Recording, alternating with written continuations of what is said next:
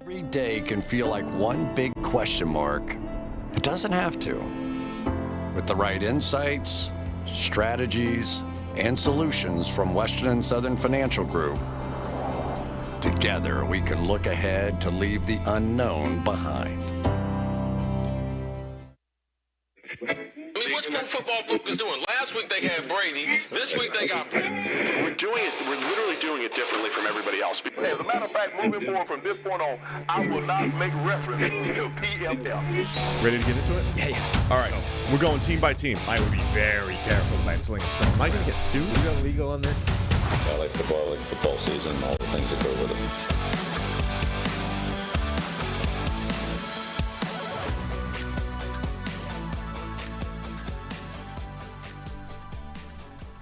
The Super Bowl is over. That means it's officially draft season. It's been draft season for a while, but now it's official. Sam Monson here, back with the great Mike Renner for another draft episode of the PFF NFL podcast. How's it going, Mike? Doing fantastic. And like you said, it's been draft season for a while. Right. For me, as a Packers fan. Mm-hmm. Yeah. I've been looking since like mid-October. That's the thing. We're there on, Radio Row all the week before the Super Bowl, and 30 of the 32 teams in the NFL are full into draft mode, full into, off-season team building mode. There's only two teams relevant for the last week. Before we get onto that, though, I have to get your take, because we talked about it after the game. Where are you on that James Bradbury holding call? Ooh, that's good. So, by the letter of the law, probably a hold.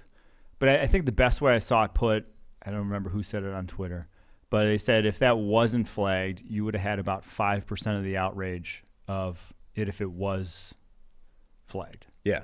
That's like a good way to put it. It's like, that wasn't flagged, no one bats an eye. Right. No one bats an eye. And I think it's similar. I think it's even more so than last week's penalty. Obviously both games kind of end on unfortunately on penalties, putting them into scoring position, kind of like ending it. But the one last week was much more like, that's a penalty 9.5 times out of 10. This is a penalty probably 50-50, honestly. Yeah. That was probably just more of like a toss-up, how many times that gets flagged versus doesn't. The one thing that confuses me is they showed a replay in the stadium where the kind of pull of the jersey is much more obvious. And I haven't seen that replay outside of the stadium. Fox didn't seem to show it. It's not all over Twitter. I don't understand why that replay is not everywhere right now. Was it the one from kind of like a high angle that's like right as he's going off, you kind of see him still on it as he's kind of separating? Yeah, but it's from like behind Bradbury almost. Okay, it's an angle that I haven't seen. The end zone they're going towards from that angle. Okay. Which is the angle we were sitting at in the auxiliary press box thing. So it was much more obvious in the stadium than it's been subsequently. So like every video or kind of thing I've seen since, you're like, yeah, that's really marginal looking. But I think it was much more clear in that. And specifically, I think it's much more clear to the official that was looking at it, because as soon as that jersey comes out, even if it's marginal, they call those, right? Like that's the kind of the thing they're conditioned to look for. That's it. It was a flag. Like it is by letter of the law, a flag. So if you are an Eagles fan, that's not where I'm looking to lick my wounds. So I saw Richard Sherman say on his podcast that it was so marginal that New York should have called down and been like, pick it up, just pick it up. That would have been hell. All hell would have broken loose. They could not do that. This would be like the one scenario where the NFL's like obsession with hiding how they do things would have actually worked in their favor, right? Yeah. Because they could have actually gotten away with getting on the horn.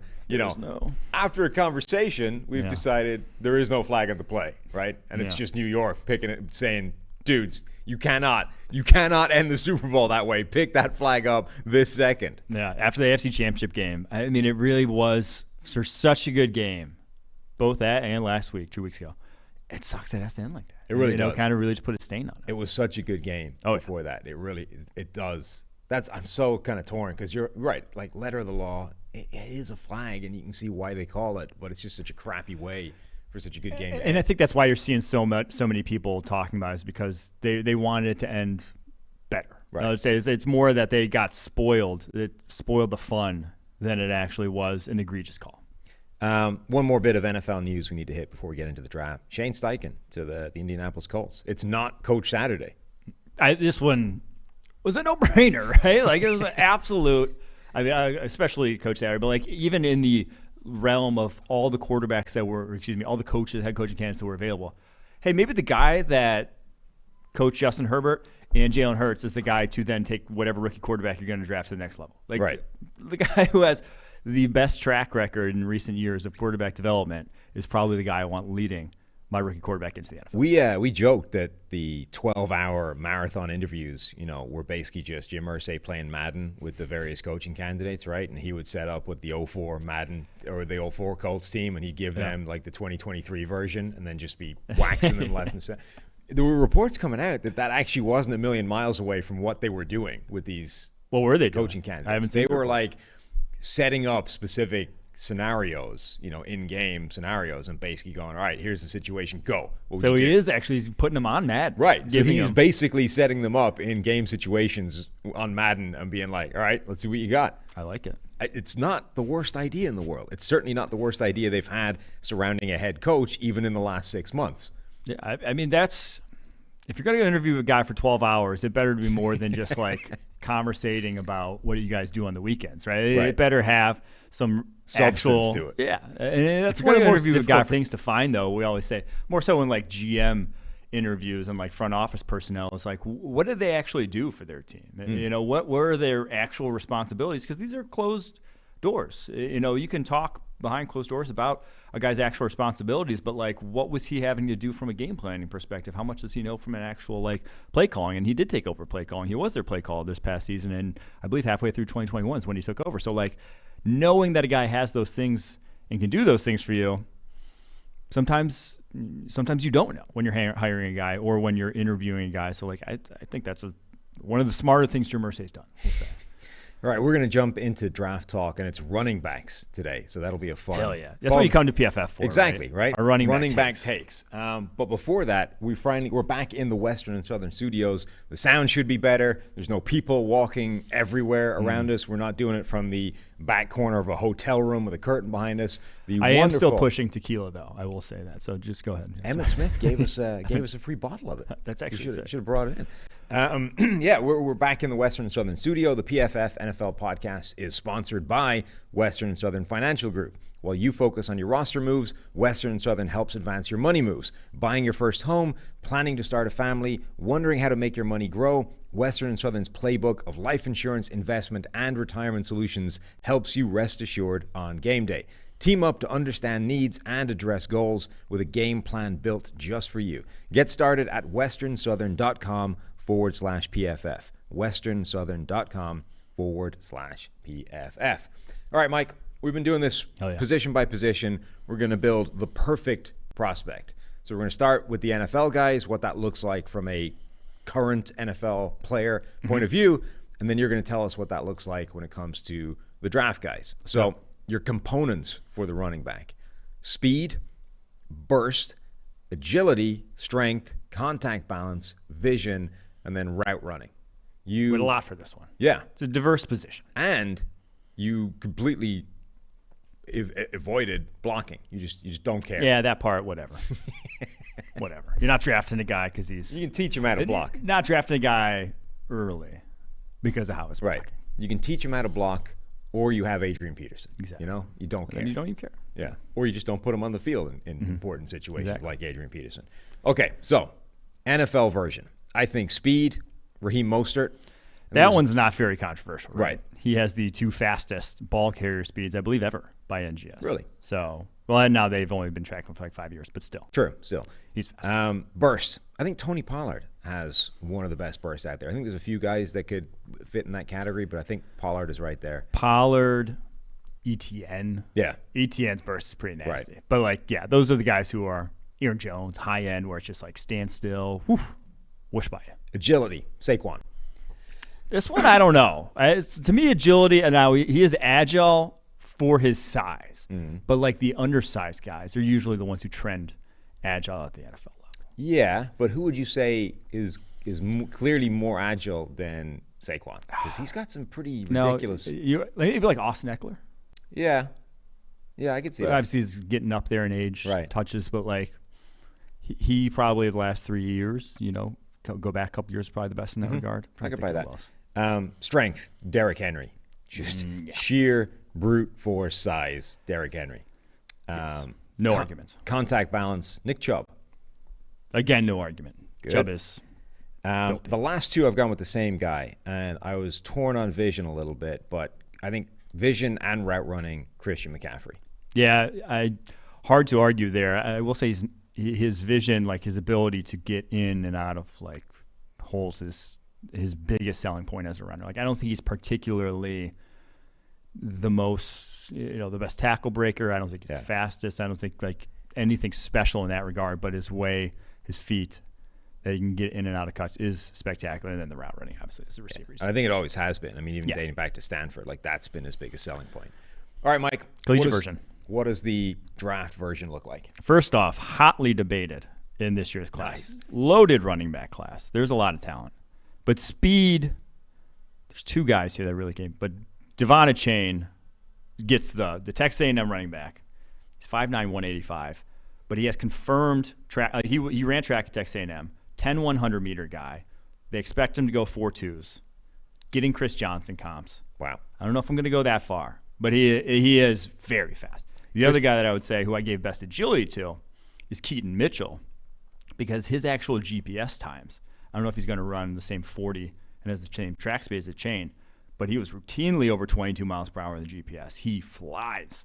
I was in person at the Cincinnati game, and he had a run down the sideline where like three guys took bad angles, and I was just like, whoa, where'd that come from? So both those guys, ECU running back, Texas A&M running back, can fly. This class has some burners.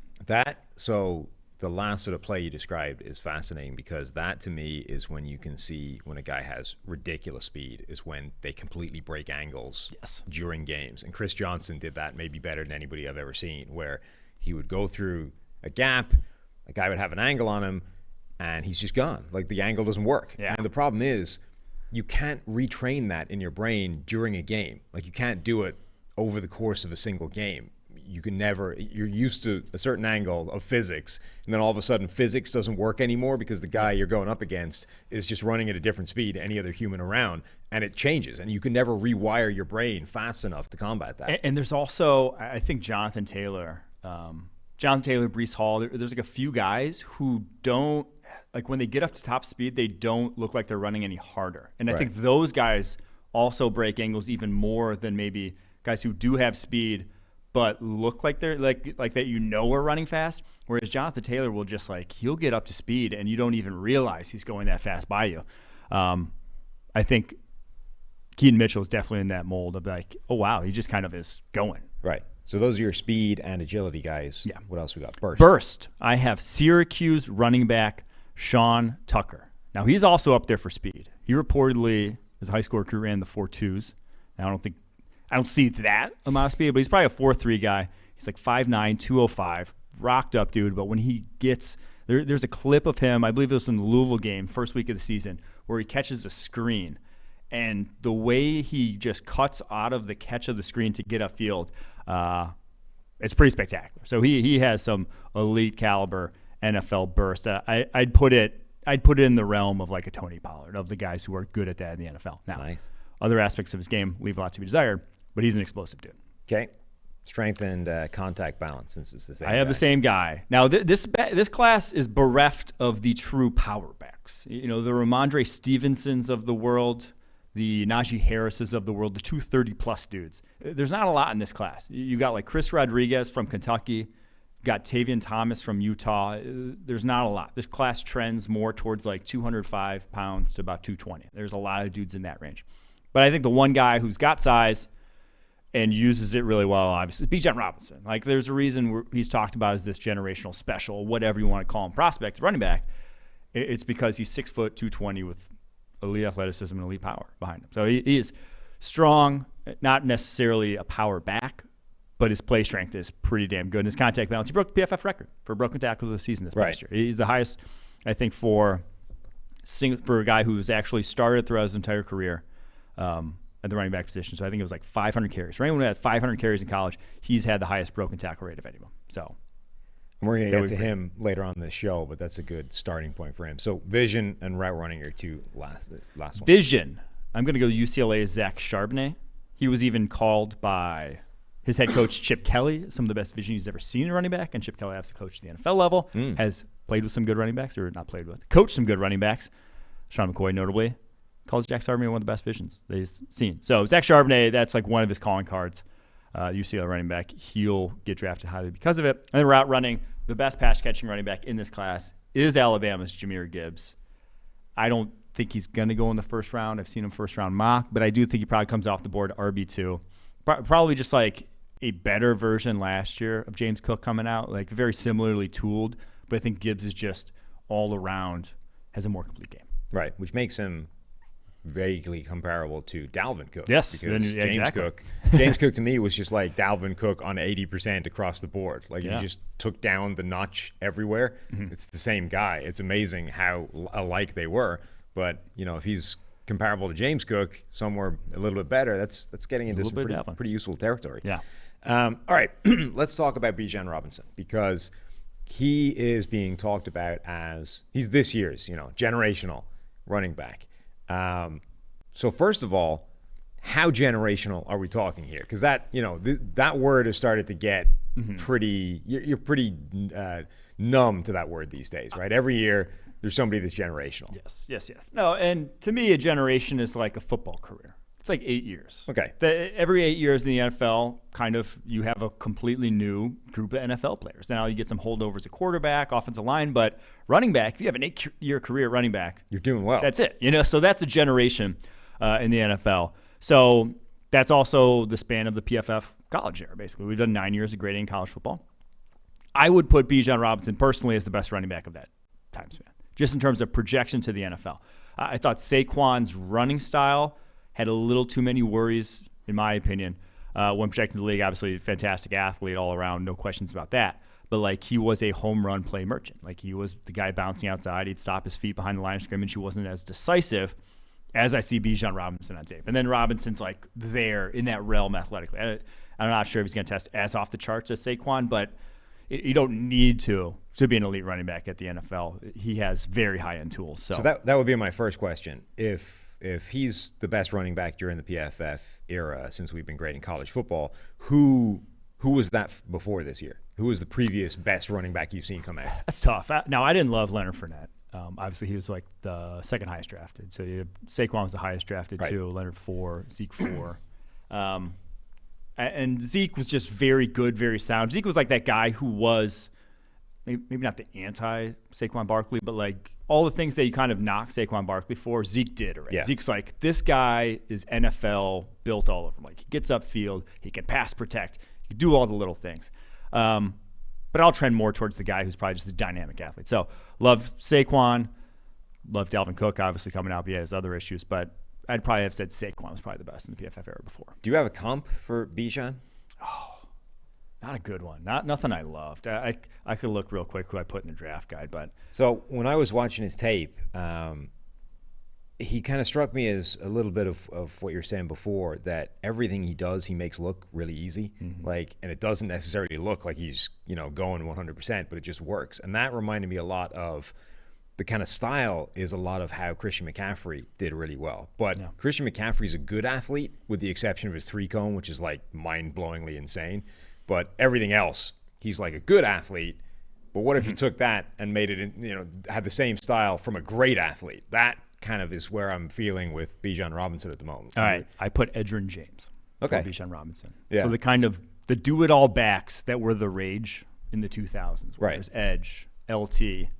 That's the mold.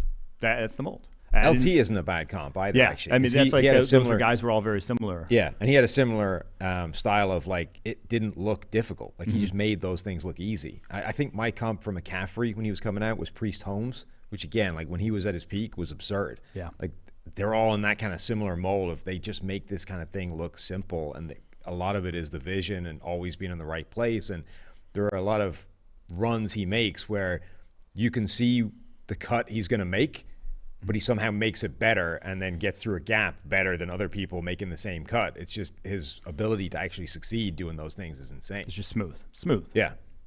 So if he's the best running back to come along, Saquon was probably the one before that.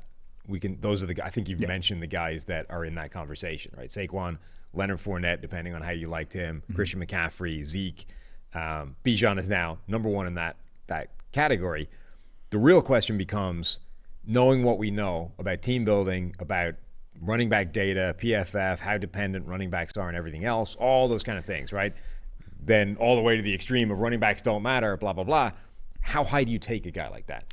And this is not how high should the NFL take it. How high, if you GM Michael, how high does GM Michael draft Bijan? So this will set the stage a little before I say where I drafted. But there's a few things at play here, right? One is the positional value, like how much he's going to impact the field. We've seen, I think the Chiefs learned this, where it's like draft a running back, you think it's like, this icing on the cake, the last piece of the puzzle, cherry on top, whatever. But truth is, the best teams in the NFL don't want to take the ball out of the hands of their quarterback, right? They want to pass. You want to be able to run the ball, but truthfully, you don't want, the offense to revolve around Derrick Henry. You don't, like, those guys get you only so far.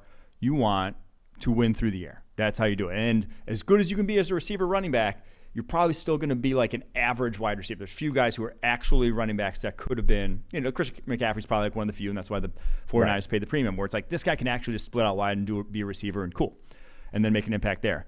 So I wouldn't, Bijan at 220, is he ever going to be that as a receiver? Probably not.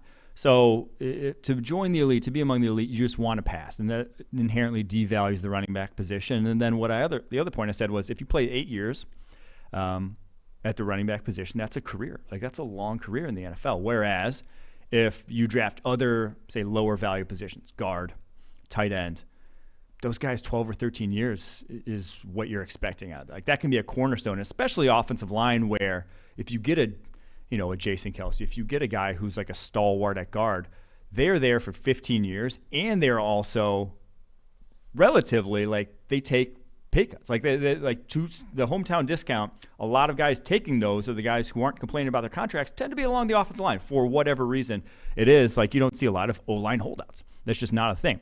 So those two issues aside, I think Bijan Robinson is still good enough that I'd go as high in this draft, because it always, depends on the other talent that you could get. And that's an important point. Like, everyone always talks about, like, never take a running higher than whatever point. Yes. It always depends what else is available. And actually, specifically with running backs in the first round, I think that may actually be the most important thing. It's the opportunity cost of what you could be potentially passing up the higher up the draft you go. I would go as high as 18 to the Detroit Lions. Okay.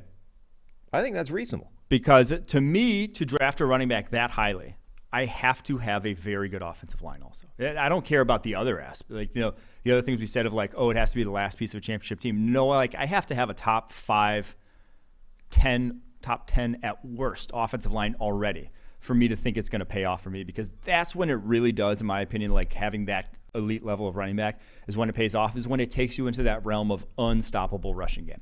So 18 Detroit, 23 Baltimore, and then that might be it of teams I'd actually be willing to pull the trigger on the first round. Dallas? And then 31 Philly.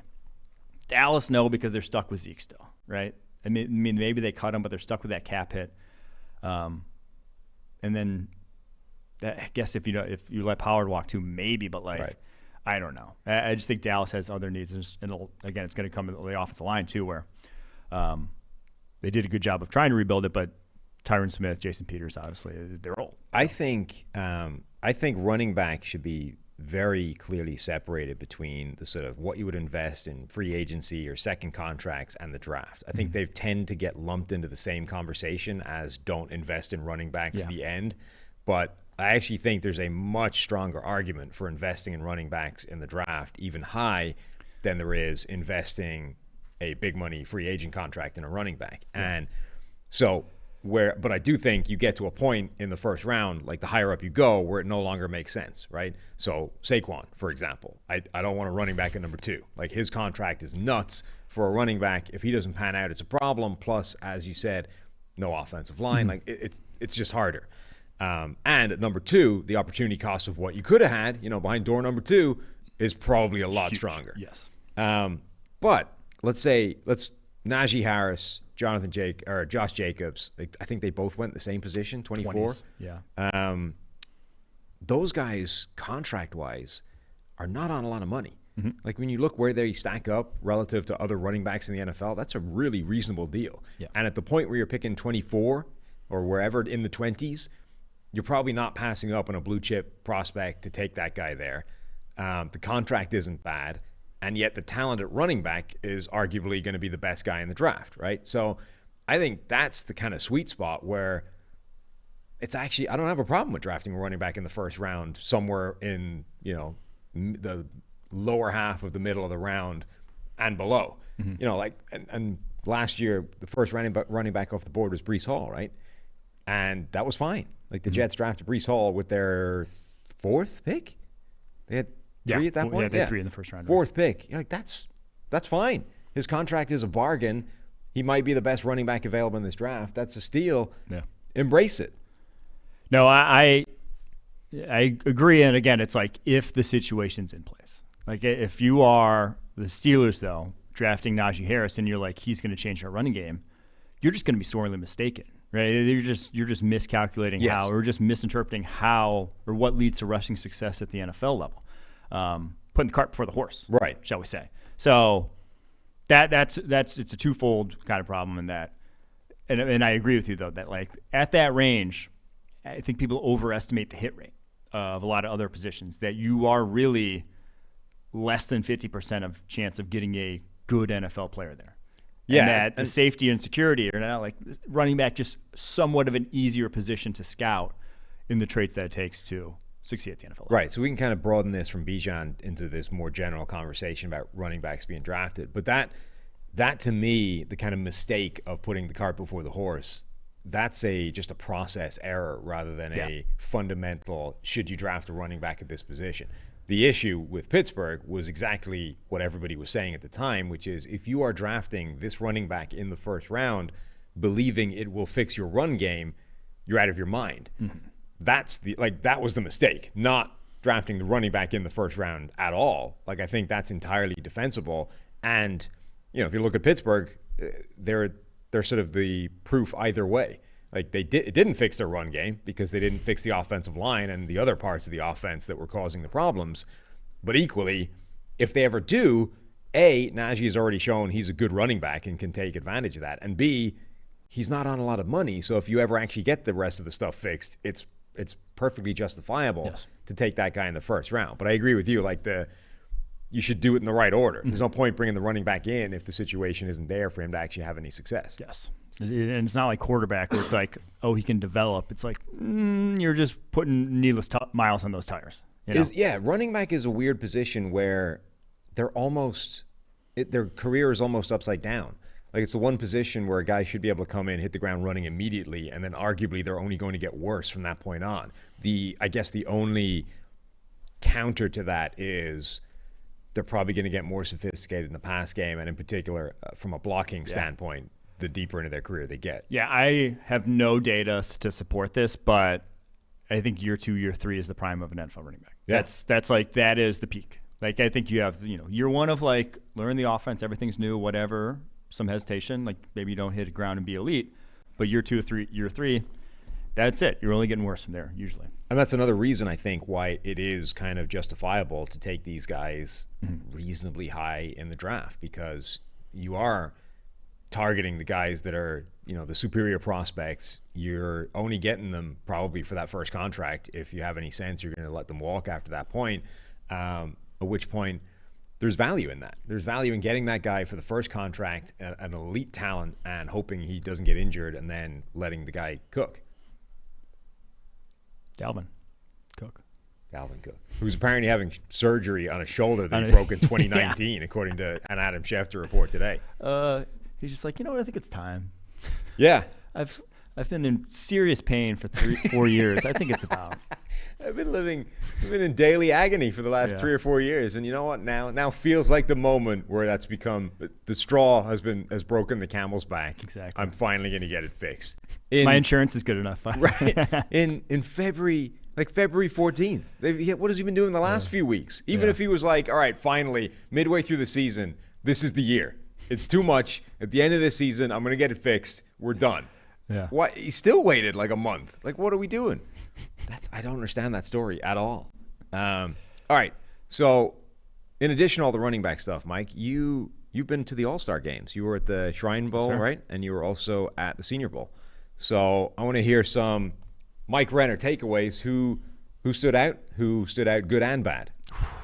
Good and bad. And so now, I don't think the bad, I'll just preface this by saying I don't think the bad is as bad as the good is good. Okay. If that makes any sense. Mm-hmm. So, like, I don't think the guys who go there and just, like, have bad weeks, sometimes that can be, you played at a small school, you just weren't ready. Sure. This is so different. It's whatever. It's a whole new scenario. But the guys who really come there and look head and shoulders above everyone else, those are the guys, whether it's, Terry McLaurin, Deebo Samuel, the guys we've seen there in years past, where it's like, okay, he's beating up guys who are going to be in the NFL. Yeah, that's the thing. That's the thing to me that I'm looking for in senior, and particularly Senior Bowl week, but those all-star practice weeks. It's like, who are the guys that go there and just immediately look like they're at a different level to other people? Because that has to be a valuable data point. So I think the guys who really did that at wide receiver, Tank Dell, Houston wide receiver, Michael Wilson, Stanford wide receiver. I'd also throw Jaden Reed, Michigan State wide receiver in there, but it's like maybe a little bit lesser degree. But those two guys, they didn't lose. And two different types of wide receivers. Dell, Houston wideout, he led the FBS in receiving yards, receiving touchdowns, but he's 5'9", 165. He's about as small as it gets. But, man, his game is eerily. And now I don't love all draft comps, but the Deshaun Jackson, Tank Dell draft comp is like, they move the same. They have the same level of speed. They're now Deshaun Jackson was like a punt returner coming out, but like when they are in the open field, no one catches them, and somehow they just like that caliber of athleticism is different, and it's easy to look different on Houston tape, but then when he's different against other NFL corners, you're like, oh, okay.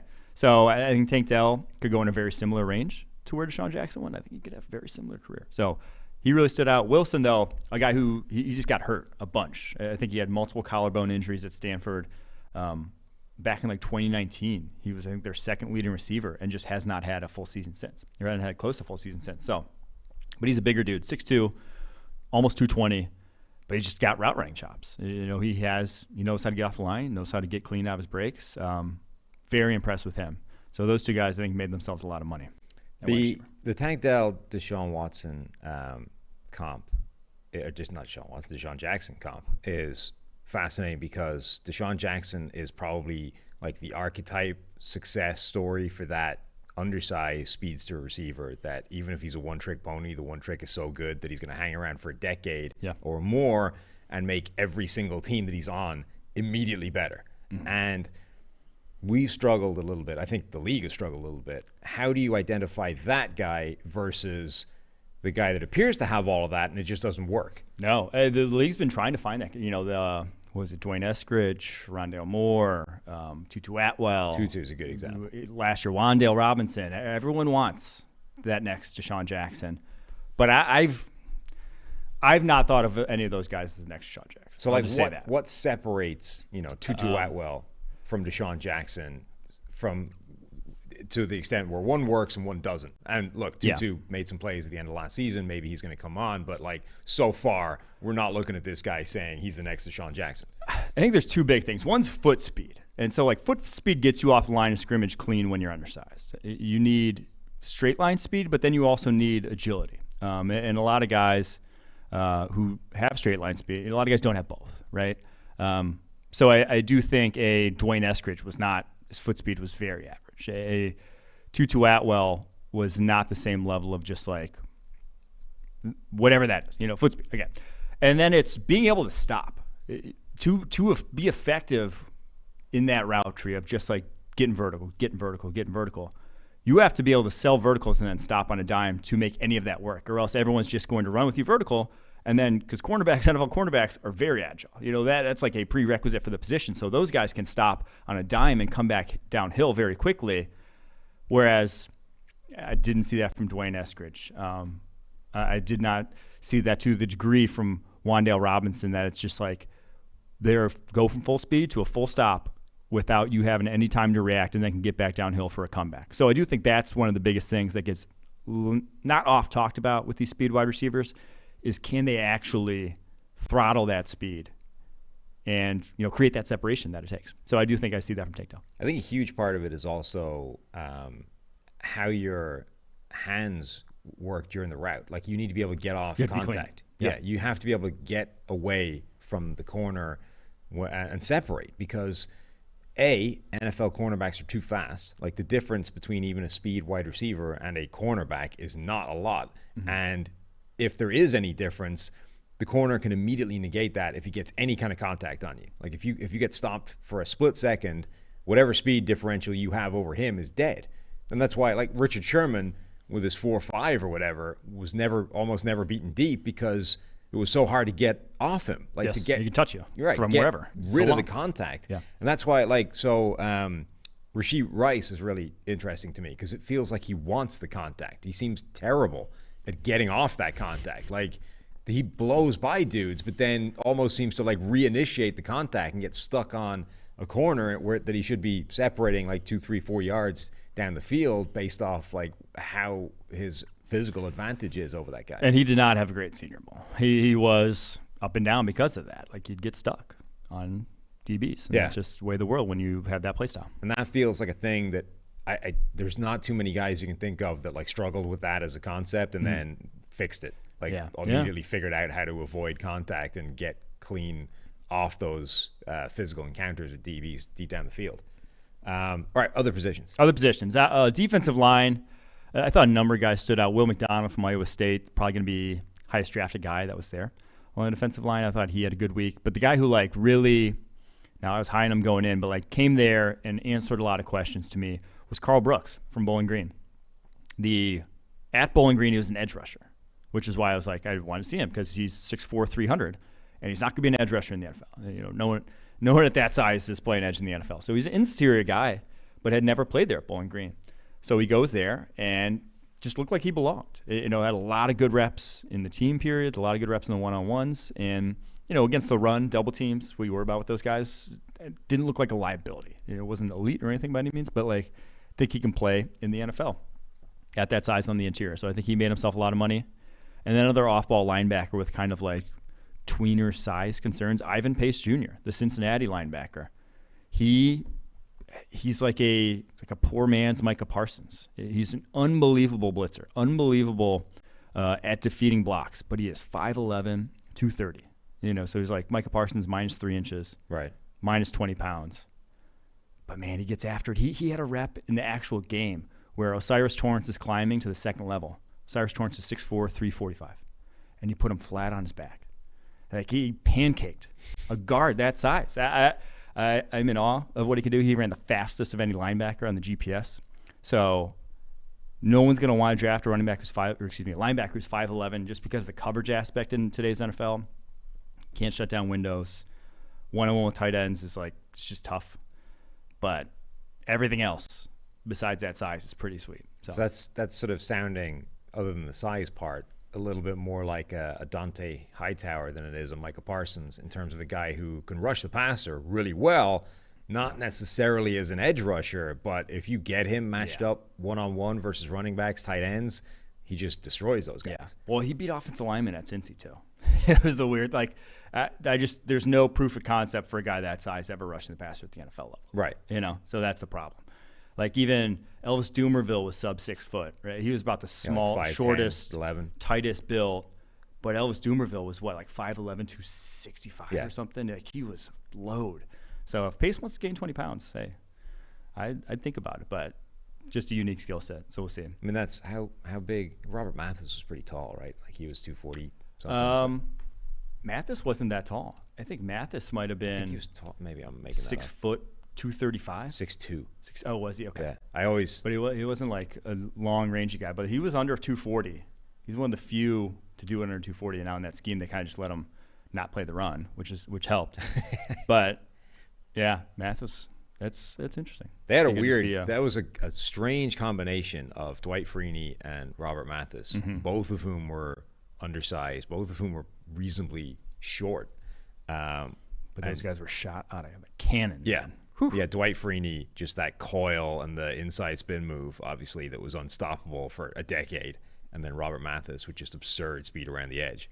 Yeah. But yeah, like Mathis is the sort of guy that you think prototypical, tiny, small, undersized edge rusher. But it always did stick in my brain that he's always taller than you think he was. Yeah.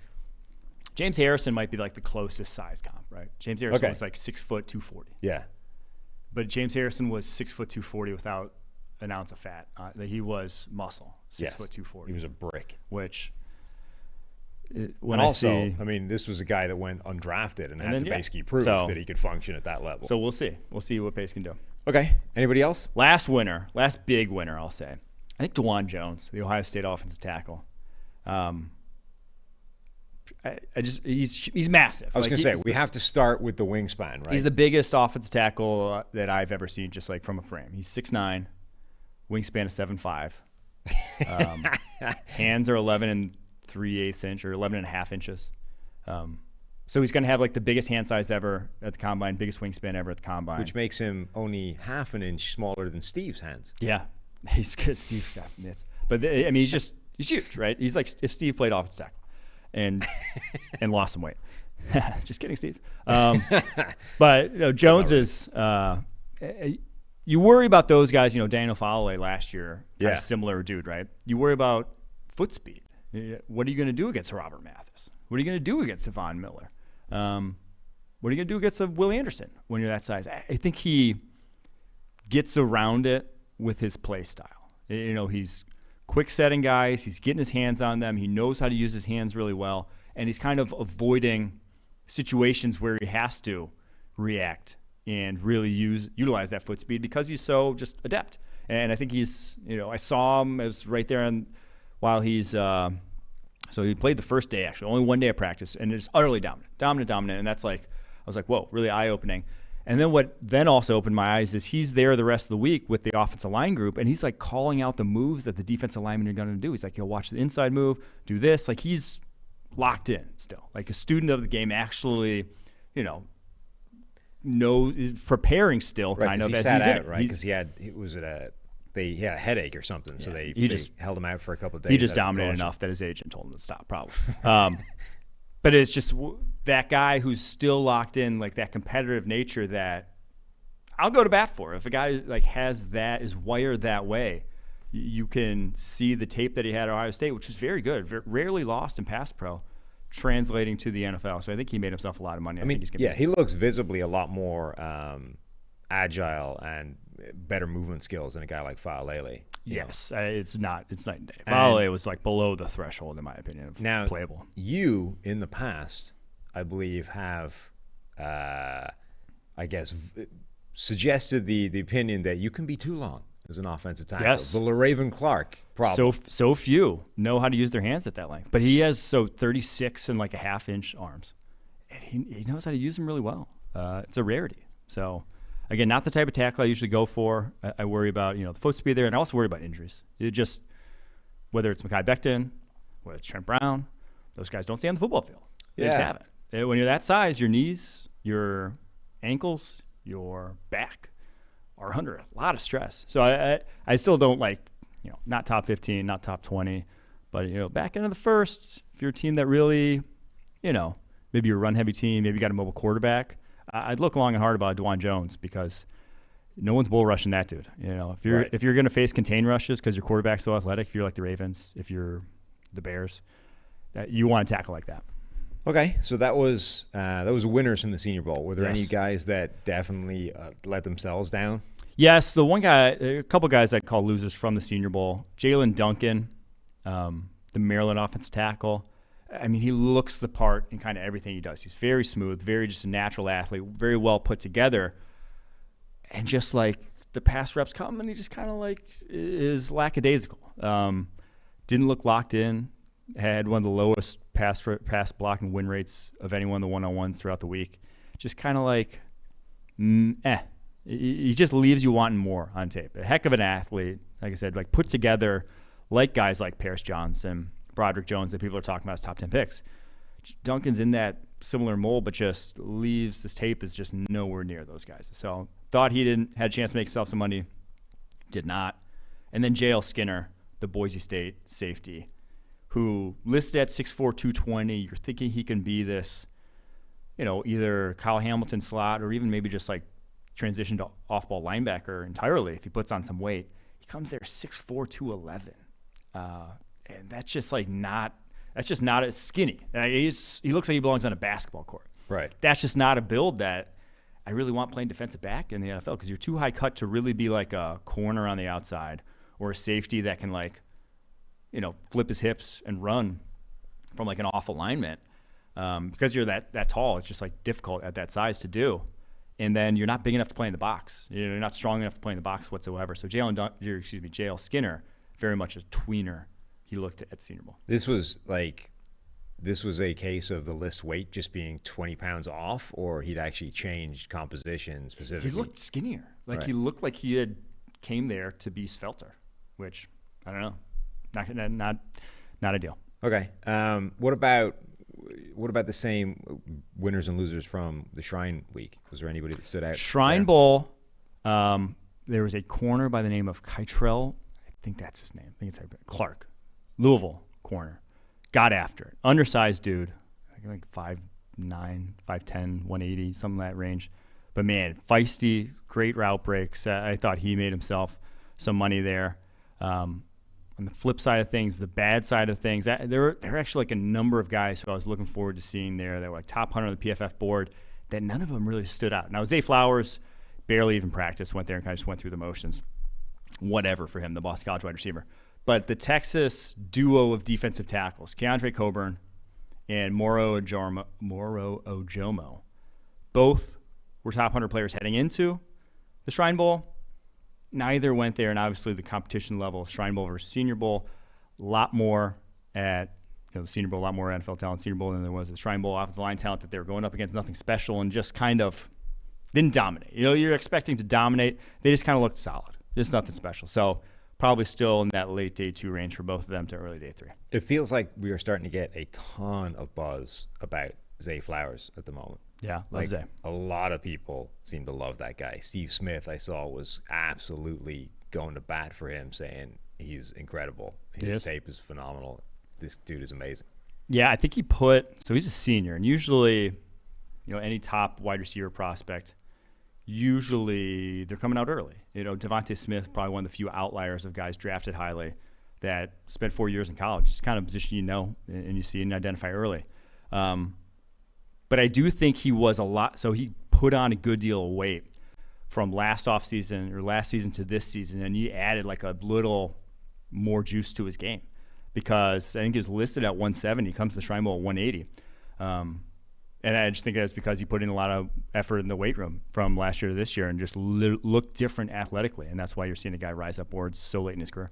Yeah, and like when you're that size, it doesn't sound like anything, but the difference between 170 and 180 is not insignificant when you're talking about a guy that starts off at that size. Like, that's a pretty significant body composition change if you're piling on muscle. It's a lot of muscle for a 5'9", dude. Like that on a 5'9" frame, that's a lot.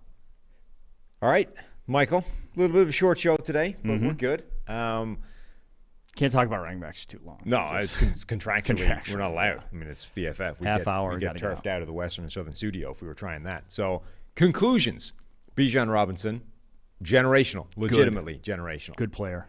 Absolutely. Good player. We would draft him in the first round. Now, not crazy high, but you can absolutely draft this guy in the first round. And generally, we would draft running backs in the first round if they're that good. We have no problem with that, unlike others. We're woke. We're second woke. We're the pushback woke. We are the backlash to the running backs don't matter. And then obviously Mike gave us his breakdown of the All-Star game winners and losers over the course of those weeks. So I think those are fascinating weeks of practice. I've always been a big proponent on the guys that stand out actually being guys to watch going forward. I think showing up and showing that you are at a level different to the all-star group of college athletes and therefore guys that are going to be in the NFL can only stand in your favor. Yeah, and I think there's truly, I highlighted 5 guys that, even of those 5, That's it though. Like that's what I'm trying to say is like there's not that many more that it actually was impactful for. Like that I was like, oh, looking like a little good there. I don't think is any indicator of success. You better go there and dominate to get that level of where it's like, okay, then to change your opinion on a guy, he has to show out something different. Yeah, and it's obviously not 1-to-1. Like Denzel Mims absolutely wrecked the Senior Bowl, and the guy has struggled to do anything at the NFL level so far. So it's not like it's a guarantee, but I still think it's a pretty important data point, and I'm definitely willing to go to bat for guys that show that kind of performance. Mims also probably committed about 6 OPIs in the one-on-ones that year. Yeah, that'll help. All right, Michael. Thank you very much for the draft insight. For sure. We will be back tomorrow, myself and Steve. No earthly idea what we'll be talking about yet since all the games have now finished. But the mailbag is always open, so send us an email at nflpodcast@pff.com. We are almost there to our fundraising goal to see Steve try and play rugby. We need another, $145 to hit that goal. So go to the charity drive. It's my pinned tweet at PFF_Sam. That's it for us. Thanks for watching. We will see you tomorrow.